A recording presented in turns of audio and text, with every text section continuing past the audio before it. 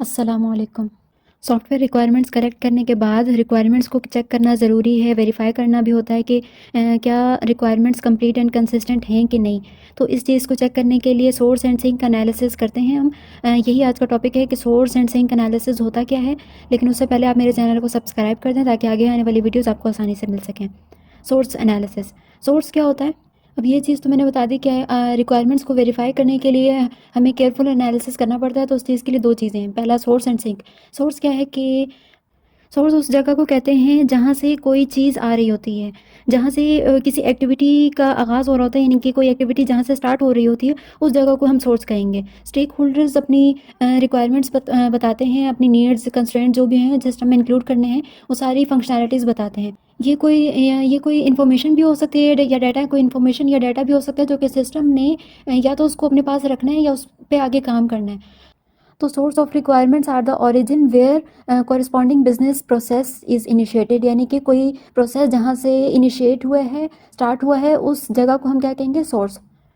तो ट्रेसिंग के लिए इसका ओरिजिन देखना होता है। ये कोई एक पर्सन भी हो सकता है, ऑर्गेनाइजेशन भी हो सकती है, या एक्सटर्नल एंटिटी भी हो सकती है जिसने कोई एक्शन परफॉर्म किया हो और फिर सिस्टम ने उसको रिस्पॉन्ड किया हो वो एक्शन परफॉर्म करके या कंप्लीट करके।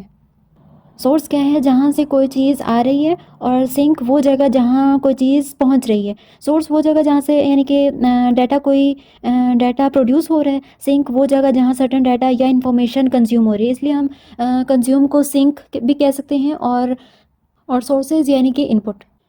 तो जब एनालिस्ट ट्रेसिंग कर रहे होते हैं तो रिक्वायरमेंट्स को चेक करने के लिए कि फ़लाना डाटा कहाँ से आया है, तो तब सोर्स का कॉन्सेप्ट आ जाता है। और sink is the consumer of certain information.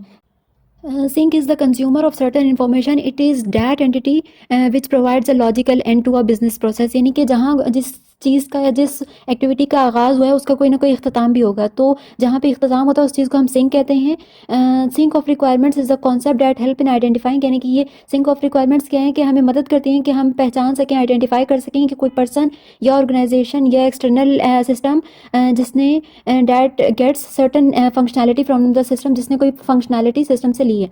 तो ये लॉजिकल एंड ऑफ रिक्वायरमेंट्स होती हैं, या हम ऐसे कहें कि जहाँ पे सारी रिक्वायरमेंट्स जो हैं वो कंज्यूम होती हैं।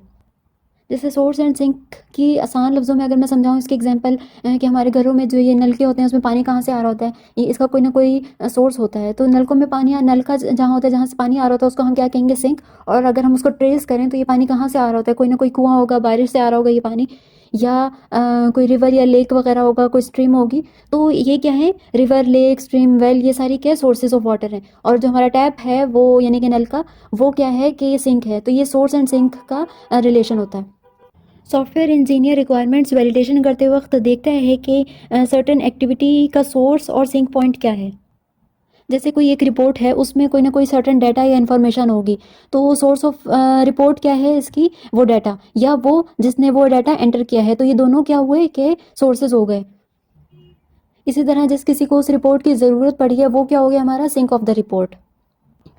अ requirement statement that describe the report but do not list down its sources, यानी कि कोई रिक्वायरमेंट स्टेटमेंट है जिस दैट डिस्क्राइब द रिपोर्ट, यानी कोई रिपोर्ट डिस्क्राइब करी है लेकिन उसने सोर्सेज पूरे नहीं लिखे। ठीक है, तो वो क्या हुई? कि इनकम्प्लीट स्टेटमेंट हुई। And the software engineer who is involve, यानी कि जिसने वो सॉफ्टवेयर इंजीनियर जो कि वैलिडेशन कर रहा है रिक्वायरमेंट्स को, तो उसको देखना पड़ेगा कि उसको आइडेंटिफाई करने पड़ेगा कि all the sources against sink, यानी कि हर सोर्स का कोई ना कोई सिंक होना चाहिए। इसी तरह वाइस वर्सा, यानी कि हर सिंक का कोई ना कोई सोर्स होना चाहिए। तभी जो है ये एंड टू एंड रिक्वायरमेंट्स बनेंगी। ठीक है, तो कंप्लीट रिक्वायरमेंट होना लाजमी है, यानी कि हर सोर्स का कोई ना कोई सिंक होगा और हर सिंक का कोई ना कोई सोर्स होगा।